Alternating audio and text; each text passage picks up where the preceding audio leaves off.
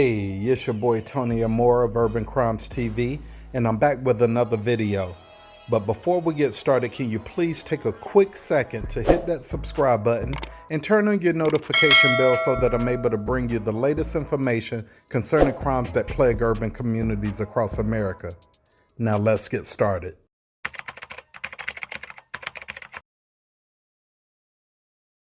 "24-year-old Moesha Watson, a Jamaican native and loving mother of 3 boys, was described by her family as being a loving and outgoing person whom loved to cook and dance. But tragically, on April 28, 2022, at just around 10 a.m. in the morning, the loving mother of 3 and aspiring nurse would be brutally murdered by her husband, 28-year-old Anson Panton. Now, the call came in just after 10, Waterbury police say. 24-year-old Moesha Watson had been stabbed multiple times throughout her body, police say.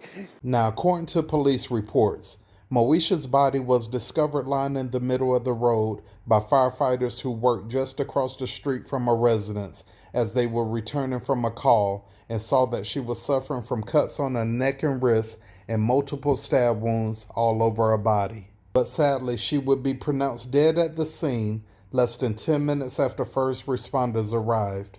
In a statement made by the Waterbury Police Department's chief, Fernando Spagnolo, he said that this was a very gruesome and violent scene and that they have multiple knives and a machete in custody now following the incident where the victim was able to escape the residence but later collapsed and died in front of her home.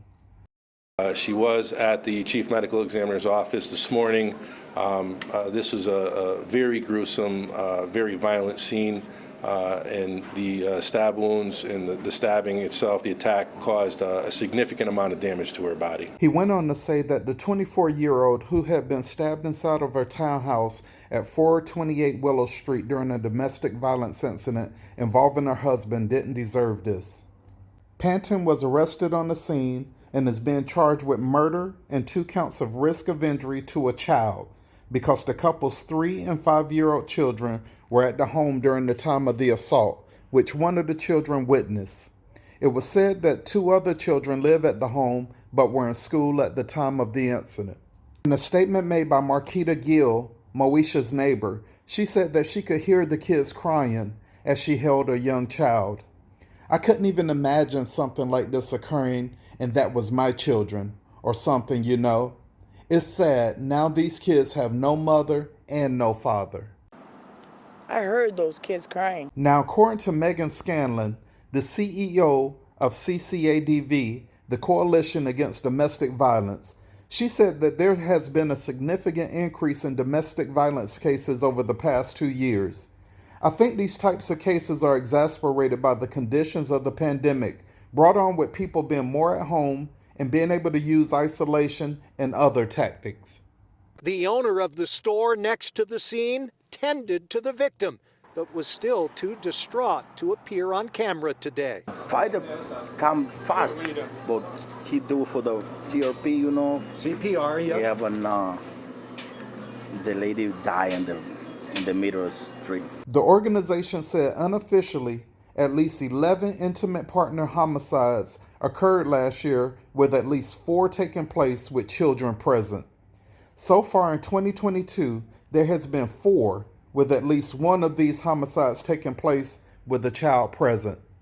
Moesha's family is urging the community to know that there are resources available, and anyone suffering from domestic violence should know that they are not alone, and says don't hang around. Make what happened to Moesha a lesson. Well, that's going to do it for another episode of Urban Crimes TV, and to the family of Moesha Watson Panton, her name will never be forgotten. May she rest in peace. If you're new to my channel, please be sure to hit that subscribe button, turn on your notification bell, and give this video a thumbs up. Remember, no one can tell our stories like we tell our stories. You be blessed.